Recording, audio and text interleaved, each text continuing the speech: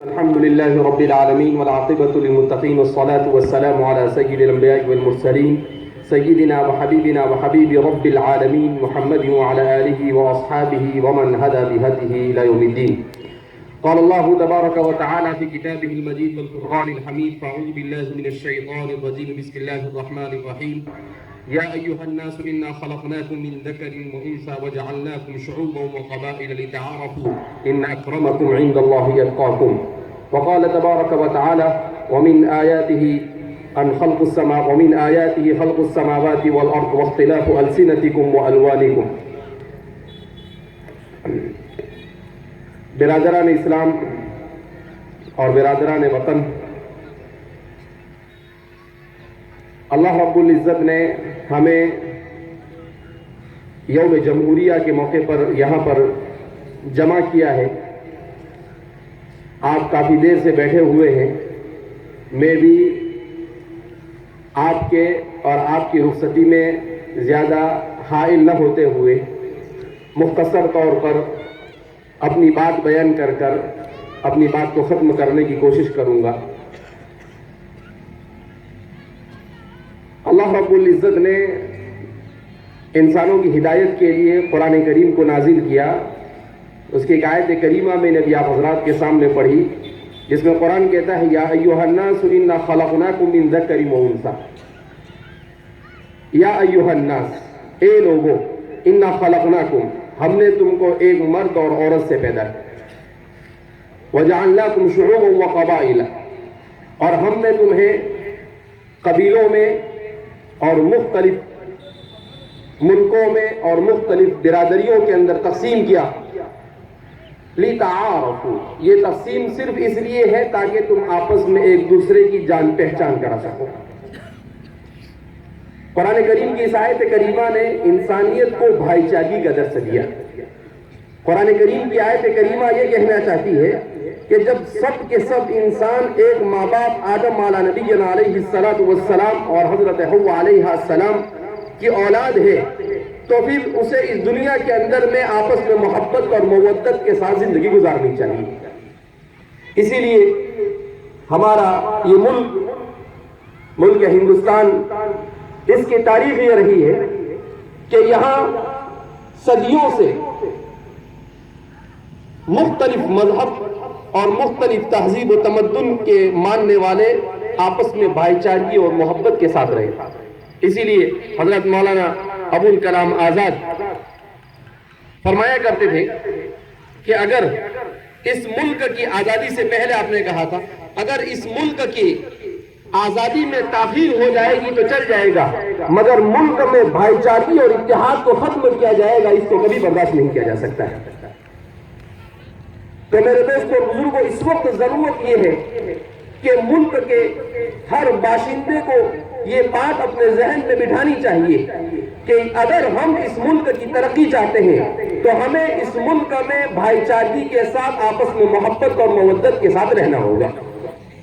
اسی عہد کو یوم جمہوریہ کے دن کرنا یہ ملک کے ہر باشندے کی ذمہ داری ہے. لہذا ہم یہاں پر یاد کرتے ہیں اور یہاں پر ایک میسج دینا چاہتے ہیں کہ اس ملک میں ہر انسان کو آزادی کے ساتھ جو جینے کا حق ہے، ہر آدمی اپنے مذہب کی تعلیمات پر آزادی کے ساتھ عمل کر سکے، یہی اس ملک کی ترقی کا سب سے اہم ترین راز ہے. اس کے بغیر یہ ملک ترقی نہیں کر سکتا ہے. اگر اس ملک میں اتحاد کو ختم کیا گیا، اگر اس ملک میں بھائی چارگی کو ختم کیا گیا، تو یہ ملک ترقی کے بے شمار دعووں کے باوجود کبھی ترقی نہیں کر سکتا ہے. کسی بھی ملک کی ترقی کے لیے ملک کے داخلی امن و امان کا ہونا ضروری ہے. اسی لیے آج صبح میں نے ایک نیوز میں پڑھا، وزیر داخلہ ہمارے ہندوستان کے، انہوں نے 2 دن پہلے کہا کہ دنیا میں ہر ملک اور ہر جگہ پر اس وقت بے چینی کا حال ہے اور ہر جگہ پر حالات بگڑ رہے ہیں، مگر ہندوستان ایک ایسا ملک ہے کہ اس ملک میں اتحاد کو پارا کرنا کوئی آسان کام نہیں ہے. اس لیے کہ اس ملک کی مٹی میں یہ چیز ملی ہوئی ہے کہ یہاں کے لوگ اتحاد اور بھائی چارگی کو پسند کرتے ہیں، اختلاف اور اختلاف کو اس ملک کی مٹی سے پیدا ہونے والا انسان پسند نہیں کرتا ہے. حضرت مولانا علی ندوی رحمۃ اللہ علیہ فرمایا کرتے تھے کہ یہ ملک صرف اور صرف اتحاد کی بنیاد پر ترقی کا ضامن ہے، اس کے بغیر یہ ملک کبھی بھی ترقی نہیں کر سکتا ہے۔ لہذا ہم اس ملک میں یہاں پر رہے ہیں اور اس ملک میں ہم رہیں گے۔